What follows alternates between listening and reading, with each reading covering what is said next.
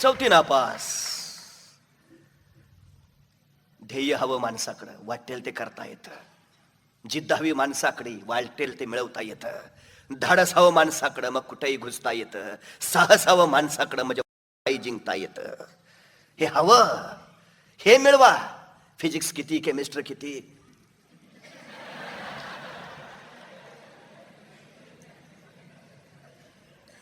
अडचण झाली व सगळी. रडणारांची फौज तयार करायला लागलो आम्ही. लढणारे कुठं आहेत? आणि घरातून सुरू झालंय. मुलगा आईला विचारतो, आई सायकल शिकू का? नको, पडशील. पोहायला जाऊ का? नको, बुडशील. खेळायला जाऊ का? नको, धडपडशील. करू काय? टीव्ही बघ.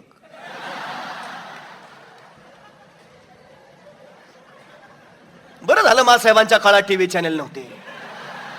नाहीतर राजा प्रेम की गजब कहाणी ऐकून महाराजांचं काय झालं असतं, हा संशोधनाचा विषय आहे.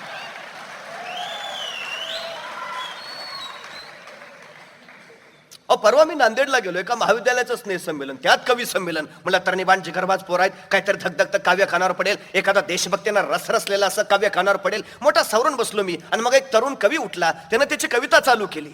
किती मारू मी फेऱ्या, किती मारू मी हाका ग, या जगात नाही माझी दुसरी आता कुठेही शाखा ग. सुचायचं बंद झालं मला. म्हटलं दुकानाच्या शाखा ऐकल्यात, बँकाच्या शाखा ऐकल्यात, ह्या पट्ट्यानं हृदयाची शाखा काढावी. काय सर्जनशीलता आहे. कोण म्हणेल माझ्या तरुण पिढीचं भवितव्य धोक्यात आहे. हे हृदयाची, म्हणजे ते बायपासला काय पर्याय आहे का? एन्जिओप्लास्टीला काय पर्याय आहे का? माझी तरुण पिढी शाखा काढायला लागली हृदयाच्या. वर्ण त्याला तिला सांगतोय, कशाला फेऱ्या मारते, मुख्य शाखा इथंच आहे. म्हटलं प्रकरण एवढ्यावर संपेल, पण त्याच्या कवितेला उत्तर द्यायला एक तरुण कवयित्री उठून उभा राहिली आणि तिनं तिची कविता चालू केली. कशा समारतो फुकाच्या असल्या लंब्या चवड्या बाता रे, तुझ्यासारखे कित्येक झुलवले असेच येता जाता रे.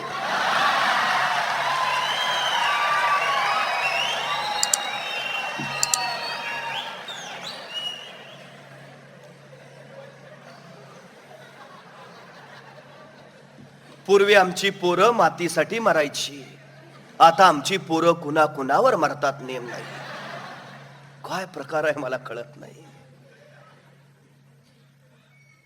पण जे मिळवायचं आहे ना, खरंच प्रेम कराच. पण करायचं झालं ना, मजनू सारखं प्रेम करा. बघाच किरकोळ नको, जमलं तर बघू, नाही तर जाऊ दे.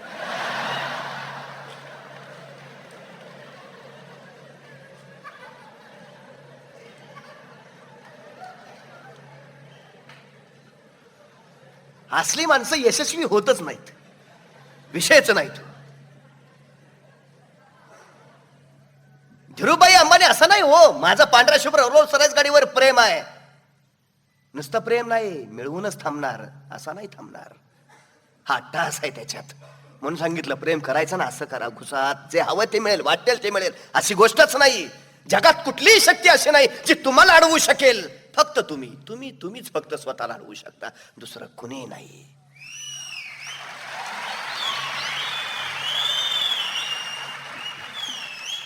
आणि जगात कधीही कुणी केलं नाही असं जर तुम्हाला काही करायचं असेल, तर जगात आतापर्यंत कुणाला काही मिळालं नाही तसं तुम्हाला जरूर मिळणार, ही सुद्धा तितकीच वस्तुस्थिती आहे. कुणालाच कधी काही मिळालं नाही असं मिळवायचं असेल, तर कधीच कुणी केलं नाही असं तुम्हाला काही करावंच लागेल. धीरूभाई अंबानीनं ते केलं. सक्सेस, यश तिथं आहे, झोकून जा, डिओट व्हा. म्हणून म्हटलं प्रेम करा, पण तुटून करा, न तुटता नको. हल्ली ते रबर लव आलंय परत आपल्याकडं.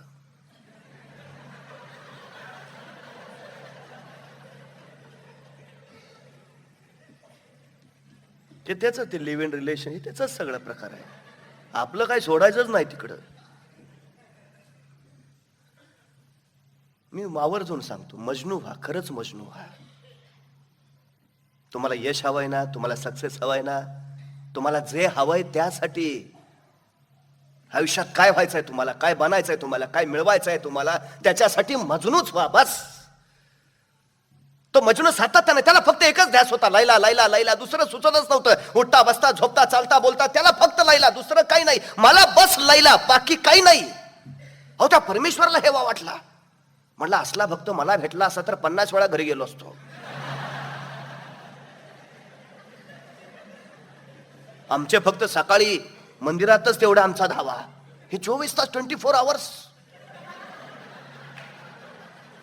लैला लैला लैला लैला. परमेश्वराला वाटलं ह्याला एकदा बघावा. कसला कसला प्रेमी, असला कसला भक्त आहे त्या लैलेचा. आणि ती लैला अशी कोण आहे की तिच्यासाठी येणं एवढं सवळं करावं. परमेश्वराला त्याच्या पुढे प्रकट झाला. ते तेजपुंज प्रकाश विकास हे त्याने जरा डोळे कोण आहे.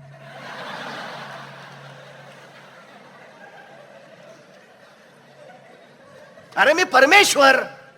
बर मग अरे मी साक्षात आलोय. हो की मग. अरे 12-12 वर्ष तपश्चर्या करतात लोक, तेव्हा मी प्रसन्न होतो. तू तपश्चर्या न करता मी आलोय. हो की मग. तू आलाय कशाला. मी नाही बोलावलं ना. अरे तू लैला लैला लैला लैला लैला करतोय.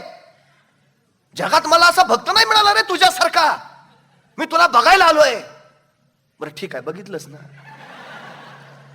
अरे मी भेटत नाही असा कुणाला, तुझ्या पुढे आलोय. वाटेल ते देऊ शकतो. लैला देणार.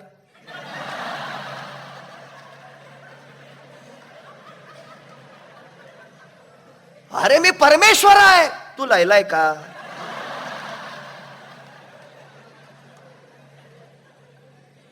तू लैला असलास, तू लैला देणार असलास बोल. बाकी गोष्टींशी मला देणं घेणं नाही. याला ध्यास म्हणतात, ध्यास.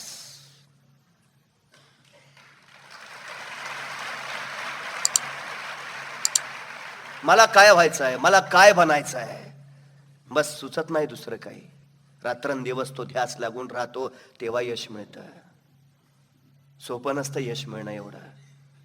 सगळ्यात महत्वाची गोष्ट आहे ते. टक्के टोनपे खावे लागतात, मार परार सोसावा लागतो, अपयश सहन करावं लागतं, तेव्हा यशाच्या पाठीवर बसता येतं. सोपं नाही. आम्हाला बरं वाटतं हो, समुद्राच्या नदीच्या पाण्यावर ते बदक विहरत असतं, शांत सुंत संत. आला तू काय सुखी माणूस आहे, टेन्शन नाही कुठलं. कधी निवांत पाण्यावर आपलं रम्यपणे विहरत आहे. असलं लाईफ पाहिजे होतं राव. पण त्या बदकावरची पाण्यावरची स्वस्थता अनुभवायची असेल ना, तर पाण्याखाली त्या बदकाच्या पायाची जीव घेणी जी धडपड तडपड चाललेली असते ना, ती एकदा बघा मग कळेल. पाण्याखाली एवढी धडपड तडपड करावी लागते, तेव्हा पाण्यावरचं हे स्वस्थपण वाट्याला येतं. सोपं नाही हे. सोपं नाहीच आहे हे. सोसावंच लागतं.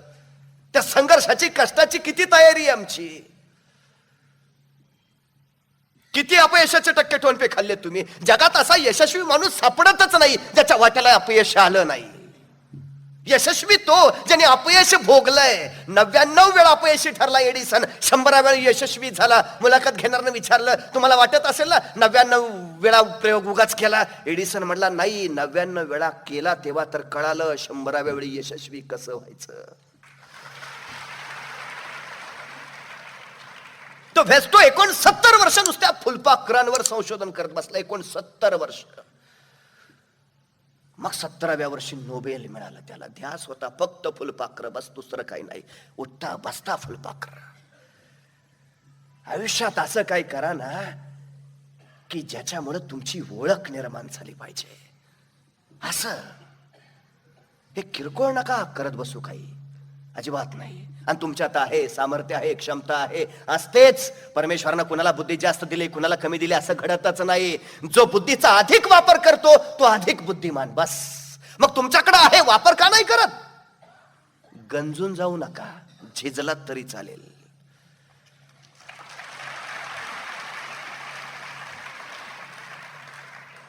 वापरून वापरून तलवार झिजली तर अधिक धारदार होते, पण वापरा विना ठेवली तर गंजून जाते. आपण उल्लेख केला, हा देश तारुण्याच्या काठावर आहे. 60 कोटी फक्त युवकांची संख्या या देशात. किती धार आहे, किती ताकद, किती सामर्थ्य. ही ऊर्जा फक्त योग्य दिशेला वळवायला हवी. तिला तिला तो तो आशय विषय द्यायला हवा आणि ती त्या दिशेला फक्त कार्यरत करायला हवी. वाटेल ते करता येईल, वाटेल ते, ही सगळ्यात मोठी गोष्ट आहे. पण तो ध्यास ते डिवोशन हवा, ध्येय तसं हवा.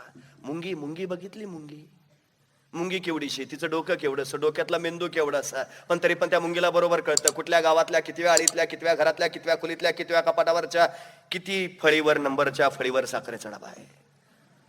सांगावं लागत नाही, रस्ता दाखवावा लागत नाही. मुंगी कणभर असते पण बरोबर साखर फस्त करते. केवढंच ती मुंगी जर करत असेल तर आम्हाला काय सातत्य मुंगीकडनं शिकावं, चिकाटी मुंगीकडनं शिकावी. समोरून एखादा आला तर ती धडकणार नाही, बगल देऊन पुढे चालत राहावी. शिकावं तिच्याकडनं शिस्त म्हणजे काय असतं आयुष्यात.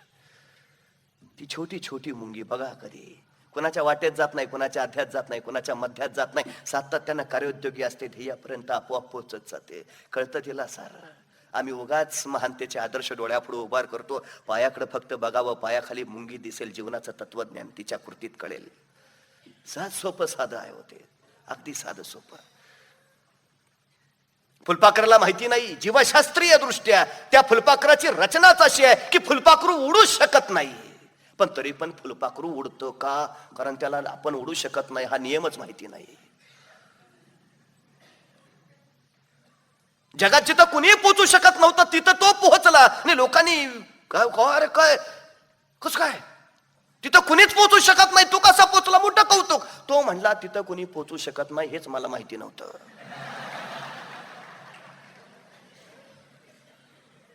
फार माहिती करून घेणं फार अडचणीचं असतं.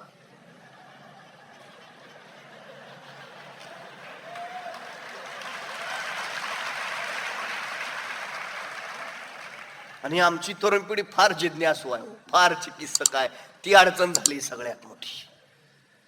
सगळ्या गोष्टीची बारीक सारीक माहिती, मग माहिती ते नकोच, विषय संपला तिकडं. सगळ्यात मोठी शोकांतिका आहे ती आत्मविश्वास. आपण करू शकतो, हा आत्मविश्वास तुम्हाला पुढे झेपावत राहतो. तो आत्मविश्वास भरपूर आहे, प्रचंड आहे आपल्याकडे. पण त्या आत्मविश्वासाला जी कृतीची जोड हवी ती फार महत्वाची आहे.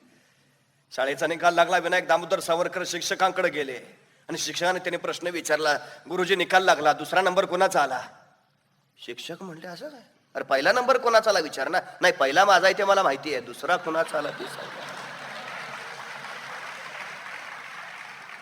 याला आत्मविश्वास म्हणतात. जमेल का रे मला, होईल का रे माझ्याकडून? तुला होणारच नाही, पडूच नको त्यात. देतच नाही ना पळ, तुला जमेल करेल नाही, प्रकारच नाही आमच्यात तो. ही सगळ्यात मोठी अडचण आहे.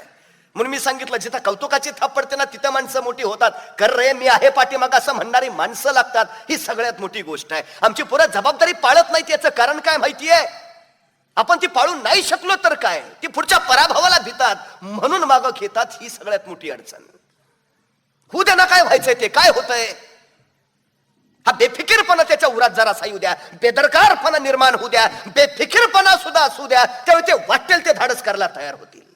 करू द्या त्यांना मुक्तपणे. जिजाऊनी शिवाजी महाराजांना जर महालातच रामून सांगितलं असतं तर सह्याद्रीच्या छाताडावर 360 गडकोट उभाच राहिले नसते. जा फिर मर, हे जिजाऊंचा शब्द आहे. घुसू द्या, हो घुसू द्या, पूर्ण ताकदीनं घुसू द्या सारी अशी आमची पोरं. नव्या तरुणाईला ती उर्मी द्या, ते आभाळ द्या. भवितव्य खूप सुंदर घडेल, त्याच खूप मोठं होईल. त्याच अपेक्षा आमची सगळ्यात मोठी आहे ना, ती आहे. महत्वाची गोष्ट आहे ती. बिल गेट्स मायक्रोसॉफ्ट कंपनीचा जनक, मायक्रोसॉफ्ट कंपनी काढली त्यावेळी त्यांनी असं मुलाखत दिली की अवघ्या 100 लोकांच्या बळावर ही मायक्रोसॉफ्ट कंपनी मी स्थापन केली आणि ती जगातली सर्वोत्कृष्ट कंपनी, मी जगातला सर्वोत्तम श्रीमंत झालो. तो पुढे लिहितो, या 100 जणांपैकी 99 लोक भारतीय होती, मी 100वा होतो. म्हणजे 100 भारतीय तरुणांच्या डोक्याचा वापर करून बिल गेट्स जगाच्या डोक्यावर बसतो. आम्हाला आमच्या डोक्याचं समतन सामर्थ्य कळत नाही. कोण शोकांतिका सांगा आमच्या पोरांना, तुझ्यात आहे आहे आहे, चल. ही सगळ्यात महत्वाची गोष्ट आहे. अडचण काय झाली सांगू? शिक्षण महत्वाचं असतं, पण कुठलीच महत्वाची गोष्ट शिकता येत नाही, ती अनुभवानीच येते. आमची पोरं जीवनाच्या शाळेमध्येच नाहीत ही अडचण आहे, ती विचारभिंतीच्या शाळेत जरूर आहेत, जीवनाच्या शाळेत नाहीत ही शोकांतिका आहे. सगळ्यात मोठी अडचण. शाळांमध्ये जीवशास्त्र शिकवलं जातं, जीवनशास्त्र शिकवलं जात नाही. शाळांमध्ये चित्रकला शिकवली जाते, चरित्रकला शिकवली जात नाही. ही सगळ्यात मोठी अडचण आमची. यशवंतराव चव्हाणांनी 8वीत असताना एका लिंबाच्या झाडावर चढून भारतीय देशाचा तिरंगा फडकावला आणि वंदे मातरमचा नारा करून इंग्रजांनी त्यांना अटक केलं, तुरुंगात टाकलं. 8वीत असलेला पोर आहे, तुरुंगात खितपत पडलाय. संध्याकाळी 6च्या सुमारास आईला कळलं, आई मास्तांना घेऊन त्या तुरुंगात आली. आई यशवंतरावांच्या त्या कारागृहापुढे गेली, त्या जाळीतनं हात घातला, यशवंतरावांच्या गालावरनं हात फिरवला आणि यशवंतरावांची आई म्हणाली, काळजी घे रे बाबा. यशवंतरावांची आई तिथून बाजूला झाली. यशवंतरावांचे मास्तर यशवंतरावांकडे आले आणि म्हणाले, इथला फौजदार माझा दोस्त आहे, यशवंता तू त्यांची माफी मागत असला, हे फौजदार तुला लगेच सोडून देतील. यशवंतरावांच्या आईनं ऐकलं आणि ताट दिशी तडकली. मास्तर माफी कसली मागायला लावता? माझ्या पूर्ण काय चूक केली म्हणून माफी मागावी? गुन्हा केला त्यांनी, दरोडा घातला त्यांनी, डाका घातला त्यांनी, का? देशासाठी झुंजणं गैर नाही मास्तर. यशवंता अजिबात माफी मागायची नाही.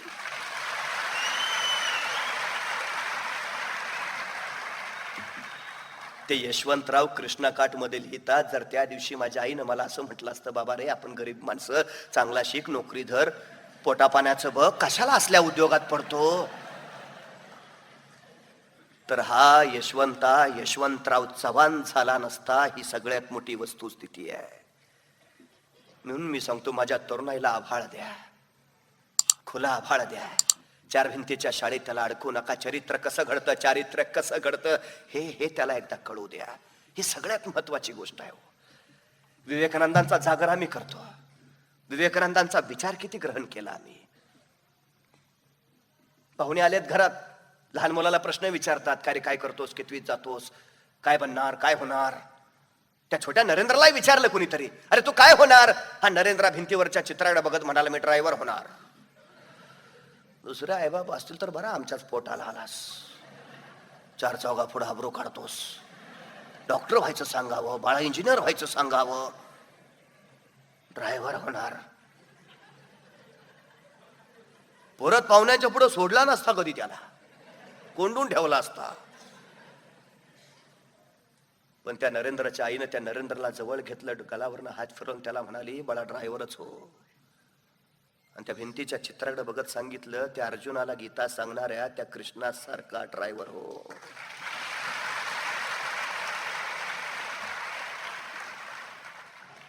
BA झालेले विवेकानंद, MA नाही करायला सांगितलं आईनी.